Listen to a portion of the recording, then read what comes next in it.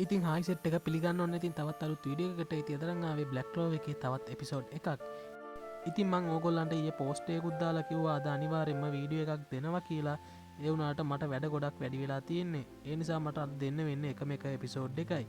ඉතින් sorry set එක ඕගොල්ලන්ට එපිසෝඩ් දෙකක් ගේන්න බැරි වුණාට ඒ වුණාට හෙට නම් මං එහෙම කරන්න බලන්නේ නැහැ. මං ටෝක් කරිවෙන්ජස් එකේ එපිසෝඩ් දෙකක් ගේන්න බලනවා.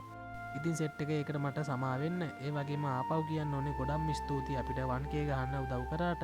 එහෙනම් ඉතින් අපි දැන් යමු වීඩියෝ එකට. ඉති අපිට පේනවා ඇස්ටා නොයිල්ගේ බලයාගේ කඩුවට උරාගෙන ඒකෙන් ප්‍රහාරයක් මාස් දිහාවට එල්ල කරලා මාස්ව පරාධ කරනවා කියලා. ඒ වුණාට මාස්ගෙන් එල්ල වෙන ප්‍රහාරයක් ඇස්ටට වැදිලා යා එතන ඇදගෙන වැටෙනවා. ඉතින් මිමෝසා දිගින් දිගටම යාව හීල් කරන්න උත්සාහ කරනවා. ඒ වුණාට ඒක හරියන්නේ නැති පාටක් තමයි අපිට පේන්නේ. ඊට පස්සේ අපිට මාස්ට් එයාගේ බැක් ස්ටෝරි එක මතක් වෙනවා කියලා පෙන්නනවා. ඉතින් මාස් කියන්නේ ගොඩක් ශක්තිමත් ළමෙක්. ඒ නිසා වෙන ළමයි කවුරුත් එයත් එක්ක එච්චර කතාවටවත් ගියේ නැහැ. ඒ වුණාට ෆනා කියලා ගෑනු ළමෙක් මෙයත් එක්ක හැම වෙලෙම වගේ යාළුකමින් ඉඳලා තියෙනවා. ඉතින් ෆනා කියනවා මාස්ටර් මාස් අපි තමයි ඩයමන්ඩ් කින්ග්ඩම් එකේ අනාගතය. අපි ඉන්න ඕනේ ඒගොල්ලන්ව ආරක්ෂා කරන්න. අපි අපේ බලය පාවිච්චි කරන්න ඕනේ මෙහි ඉන්න මිනිස්සුන්ව නපුරන්ගෙන් ආරක්ෂා කරන්න කියලා. ඉතින් මාස්ටර් හිතනවා මෙයාට තියෙන්නේ නම් හරිම දරුණාවන්ත හදවතක් කියලා. ඉතින් මාස්ටර් මෙයා ගැන පොඩි කැමැත්තකුත් හිතේ තියෙනවා කියලා අපිට මේකෙන් පේනවා. ඒ වුණාට එතනින් කට් කරලා අපිට පෙන්නනවා ඒගොල්ලන්ගේ තරගේ තිබ්බ තැන. ඉතින් මේගොල්ලන්ට කියනවා ඕගොල්ලන්ව එකිනෙකා මරා ගන්න ඕනේ. ඕගොල්ලන්ගෙන් අන්තිමට ඉන්න එක්කෙනා තමයි බේරෙන්නේ කියලා.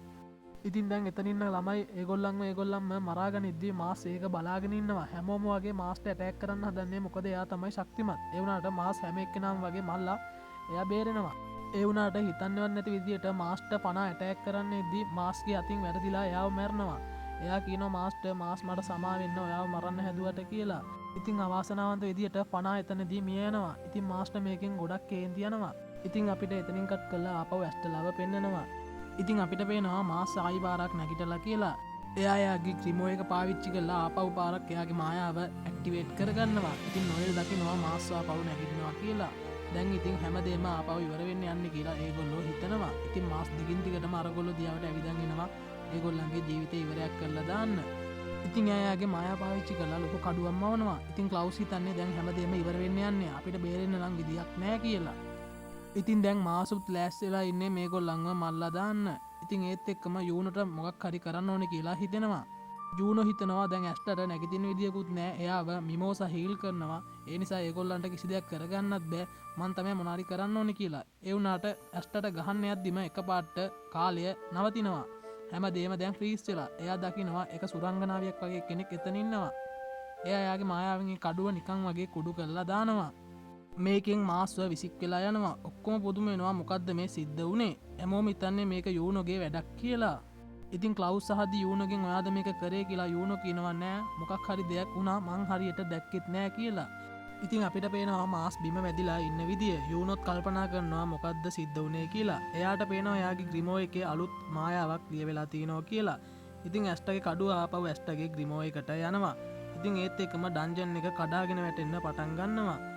ඉතින් කට්ටිය ඔක්කොම පැනලා යන්න දද්දී ඇස්ට කියනවා අපිට තනියෙන් පැනලා යන්න බෑ අපි මාස්වත් අරගෙන යමු කියලා. ක්ලවුස් කියනවා එයා ඔයාව මරන්න හදුවා. අයියෝ එයාට එහෙම කරන්නේ. එයා කියනවා අපි කවදාවත් හතුරන්ව වුණත් එහෙම දාලා යන්න හොඳ නෑ කියලා. ඒ වුණාට ඒගොල්ලෝ පරක්කු වැඩි මාස් ඒගොල්ලන්ට බේරගන්න බැරි වෙනවා. ඒගොල්ලෝ ඉස්සරහට එන ගල්පතුරු එහෙම ක්ලවුස්ගේ අකඩ මායාවෙන් එයා නතර කරලා දානවා. ඉතින් ලකුත් ක්ලවුස්ට උදව් කරනවා මේගොල්ලන්ට බේරිලා යන්න. ඒත් එක්කම අපිට පේනවා ඩයමන්ඩ් කින්ග්ඩම් එකේ හිටපු අර වයසක මිනිස්සයා ඒගොල්ලෝ බේරිලා එළියට ඇවිල්ලා කියලා. ඒ මිනිස්සයා ඒ ඩන්ජන් එකේ තිබ්බ නිදානේ ටිකක් අරගෙන ඊට පස්සේ එයා මාස්වත් බේරගෙන කියලා අපිට පේනවා. ඉතින් මාස්ට මතක් වෙනවා ෆනා යාව මරන්න හදපු විදිය සහ ෆනා අන්තිම මොහොතේදී එයාව හීල් කරපු විදිය. ෆනා මරණ මොහොතේදී යාට කියන්නේ දිග ජීවිතයක් ජීවත් වෙන්න කියලා. ඊට පස්සේ මාස් නැගිටිද්දී යාට තේරෙනවා වයසක මිනිස්සයා ආව බේරගෙන කියලා. ඉතින් මාස් කියනවා මොකද්ද හරියටම සිද්ධ වුනේ. ඉතින් යාට මතක් වෙන්නේ ෆනා යාට කියපු අන්තිම වචන ටික. ඒ මිනිස්සයා කියනවා ඔයා ඒගොල්ලන්ට පරාද වුණා කියලා. ඉතින් එතනින් කට් කරලා අපිට ආපහු ඇස්ටා පෙන්නනවා. ඇස්ටා යාගේ ඇස් දෙක අරිනවා. ඉතින් හැමෝම එයා දිහා බලාගෙන ඉන්නවා. බිමෝසා කියනවා අපි ගොඩක් බය වුණා ඔයා ආපහු නැගිටින්න නැති වෙයි කියලා. ඇස්ටා කියනවා දැන් නම් මට ටිකක් හොඳයි. ඒ වුණාට මගේ බඩ තාම රිදෙනවා කියලා. එයා අහනවා මාස්ටර් මොකද වුනේ? එයාලා කියනවා යාව බේරගන්න අපිට බැරි වුණා කියලා. ලක් කියනවා දැන් ඒකෙන් වැඩක් නෑ ඔයා පන පිටින්නේ අපිට ඒ ඇති කියලා. ඒත් එක්කම ඇස්ටහනවා මං මැරයි කියලා ඔගොල්ලෝ බයවුනාද කියලා. ඊට පස්සේ යූනෝ කියනවා මං එහෙම බයනවද මන්දන්නවා කවදාවත් එහෙම මැරෙන්නෑ කියලා. ඒත් එක්කම කලව් එතන්ට විල්ලා ඇස්ටා බදාගෙන අඳන්න ගන්නවා. එයා කියනවා මං ඔයා බැරයි කියලා ගොඩක් බය වුණා. එයා කියනවා ඕගොල්ලෝ දෙන්න නම් හොඳම ටැලන්ට් තියෙන කට්ටිය ඕගොල්ලෝ වගේ කට්ටිය තමයි අපිට මේ කින්ග්ඩම් එකට ඕනි කියලා. එයා හයියෙන් අඬන්න පටන් ගන්නවා. යූනෝ කියනවා පේන විදිහට නම් ක්ලව්ස්ට දුක හිතලා වගේ ඇස්ටා මැරෙයි කියලා. ක්ලව්ස් කියනවා එහෙම දෙයක් නෑ පිස්සුද කියලා. ඒත් එක්කම අපිට පේනවා ඇස්ටා කියලා නොයිල් එක කතා කරද්දි නොයිල් එයාගේ ඇඟට පැනලා කියනවා ඔයාට පිස්සුද ඔයා මේ වගේ වැඩ කරන්නේ තව ටිකකින් ඔයා මැරෙන්න තිබ්බා එහෙම කියලා. ඇස්ටා කියනවා ඔයා තමයි දැන් මගේ ඇඟුඩට පැනලා මාව මරන්න හදන්නේ කියලා. එතනින් කට් කරලා අපිට පේනවා මේගොල්ලෝ ආපහු බ්ලැක් බූට්ස් ලගේ බේස් එකට ඇවිල්ලා වෙනස ඒගොල්ලන්ට සුබ පතනවා ඒගොල්ලෝ මිෂන් එක සාර්ථකව කරාට. නොයිල් කියනවා ඒ වුණාට අපිට නිදානේ ගේන්න බැරි වුණා. ගෝස් කියනවා මේ ලෝකෙ තියෙන එකම නිදානේ මගේ නංගි කියලා. ලක් කියනවා ඒ වුණාට අපිට නිදානෙට වඩා දෙයක් හම්බුණා. ඒ තමයි අපේ යාළුකම කියලා. ඒත් එක්කම චාමි ඒගොල්ලන්ට කන්න කෑම ගොඩක් අරන් එනවා. ඇස්ටා එයාගේ බඩ පුරව ගන්නවා චාමිගේ කෑම කාලා. ඒත් එක්කම යමි දොර කඩාගෙන එළියට එනවා. එයා කියනවා ඇස්ටා ඔයාගේ මිෂන් එක කම්ප්ලීට් කරාට ඔයාට සුබ පැතුම්. ඒත් එක්කම ඔයාට යන්න වෙන අගනුවරට මේක ගැන කට උත්තරයක් දෙන්න. එයා කියනවා විසට් කින්ග්ට ඔයාව බලන්න ඕනි කිව්වා කියලා. ඉතින් ලක් කියනවා ඒක නම් සෝපිරි මටත් යන්න පුළුවන්ද කියලා. යමි එයාට බැහැ කියලා කියනවා. එතනින් මේ එපිසෝඩ් එක ඉවර වෙනවා. ඉතින් සෙට් එක හෙටනම් මීට වඩා දිග වීඩියෝ එකක් ගේන්න මම බලාපොරොත්තු වෙනවා. ඒ නිසා ඔයගොල්ලෝ හෙට වෙනකල් ඒකට බලාගෙන ඉන්න. එහෙනම් මම අදට ගිහින් එන්නම්. බයි බයි.